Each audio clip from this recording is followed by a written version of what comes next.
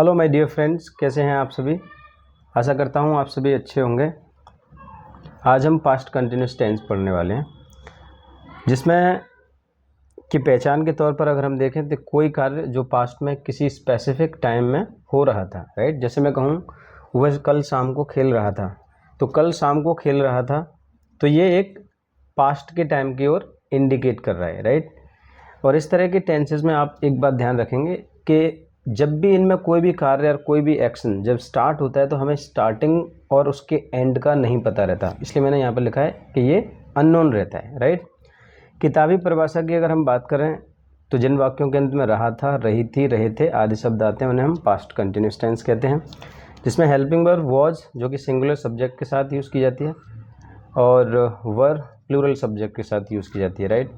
इसमें आप ये मैंने फॉर्मूला लिखे हैं, आप इन्हें नोट कर सकते हैं अगर आप चाहें तो ये है पास्ट कंटिन्यूस टेंस के कुछ एग्जांपल्स, और इनमें मैंने हर तरह के सेंटेंसेस को शामिल किया है, जिसमें सिंपल भी हैं, नेगेटिव भी हैं, इंटेरोगेटिव एंड इंटेरोगेटिव नेगेटिव। आइए हम सेंटेंसेस को बनाना स्टार्ट करते हैं, राइट। वह अपने गांव में बच्चों के साथ खेल रहा था। सब्जेक्ट कैसा है? सिंगुलर, और सब्जेक्ट यदि सिंगुलर था हेल्पिंग वर्ब क्या लगेगी? वॉज। He was. खेलना यहाँ पर मेन वर्ब है। Play,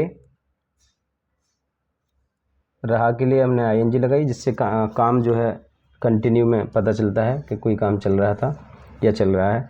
he was playing. अब देखिए ये यहाँ से यहाँ तक बन चुका है, उल्टा लौटेंगे हम तो क्या हमारे सामने आ रहा है? के साथ, तो हम क्या लगेंगे? He was playing with. किसके साथ खेल रहा था वो? बच्चों के साथ, right. He was playing with children. कहाँ खेला था? अपने गांव में। अपने के साथ क्या जुड़ रहा है यहाँ? गांव, राइट। तो उससे पहले ये तो यहाँ तक तो बन चुका है, अब क्या? इन।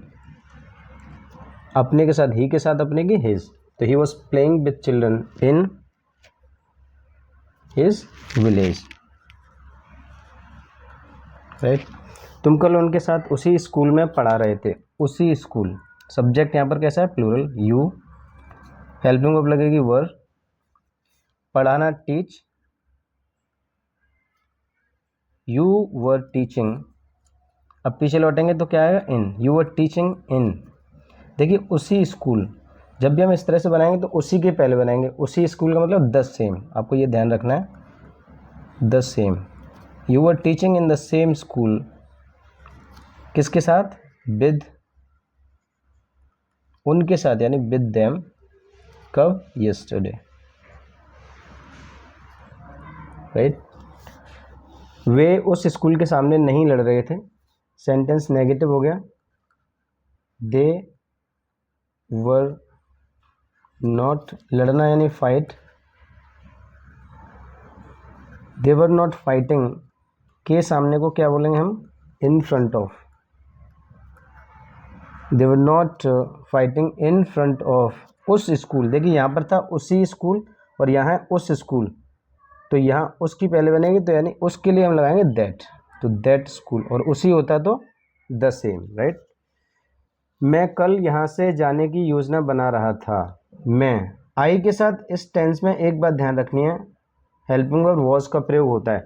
12 टेंस में बस एकमात्र यही ऐसा टेंस है जिसमें सिंगुलर हेल्पिंग वर्ब का प्रयोग किया जाता है मैं के साथ, बाकी सभी में आई के साथ प्लूरल हेल्पिंग वर्ब का प्रयोग किया जाता है, राइट। आई वॉज, योजना बनाना अपने आप में एक मेन वर्ब है। Planning, I was planning. अब देखिए योजना बना रहा था, किसकी योजना बना रहा था? जाने की। कन्फर्म योजना है, to go. I was planning to go from here. I was planning to go from here. कब? बीते हुए कल में। I was planning to go from here yesterday, right. हम उस दिन किसी को मिठाइयाँ नहीं बांट रहे थे।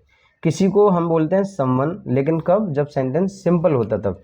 लेकिन ये सेंटेंस यहाँ पर कैसा है? नेगेटिव, इसलिए हम इसके लिए क्या लगाएंगे? एनीवन या एनीबडी। सब्जेक्ट प्लूरल है, वी वर, सेंटेंस नेगेटिव है। वी वर नॉट, बांटना distribute, we were not distributing. क्या बांट रहे थे हम? क्या नहीं बांट रहे थे? मिठाइयाँ। We were not distributing sweets. किस दिन? या फिर इसको बना लो टू एनीवन।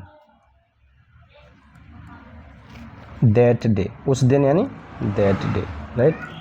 क्या वो लड़का तुम्हारे साथ खेल रहा था? सब्जेक्ट की शुरुआत, सेंटेंस की शुरुआत कहाँ से हुई है? क्या से। सब्जेक्ट सिंगुलर है, इसका मतलब हमारा हेल्पिंग वर्ब क्या लगेगी? वॉज, ये सब्जेक्ट है हमारा। वॉज दैट बॉय खेलना यानी playing, was that boy playing, उल्टा लौटेंगे तो क्या मिलेगा? विद, तुम्हारे साथ यानी with you. Was that boy playing with you.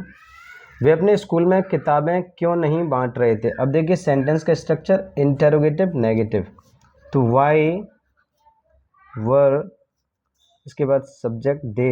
अब इंटेरोगेटिव नेगेटिव में हमने कई बार बात करी है कि नॉट का ध्यान रखना है सब्जेक्ट के बाद, right. Why were they not distributing, why were they not distributing, क्या बांट रहे, क्या नहीं बांट रहे थे वो? किताबें, बुक्स। किस, इन, पीछे लौटते समय बुक्स इन, फिर इसके बाद अपने के साथ स्कूल जुड़ा हुआ है, दे के साथ अपने की देयर स्कूल, राइट। क्या तुम उस कमरे में टीवी नहीं देख रहे थे? इंटेरोगेटिव नेगेटिव, सब्जेक्ट प्लूरल, क्या लगेगा? वर, इसके बाद यू, और सब्जेक्ट के बाद नॉट का ध्यान रखना है। वर यू नॉट, देखना, टीवी देख रहे हैं, कोई भी चलचित्र अगर हम देख रहे हैं तो क्या लगाएंगे देखने के लिए? Watch. Do you not watching TV, अब यहाँ तक पहुँचेंगे, इन, उस कमरे में, in that room, right. Ram का भाई कोई गाना क्यों नहीं लिख रहा था? कोई गाना, देखिए इंटेरोगेटिव नेगेटिव, वाई, अब सब्जेक्ट यहाँ पर राम का भाई है तो यह क्या, वाई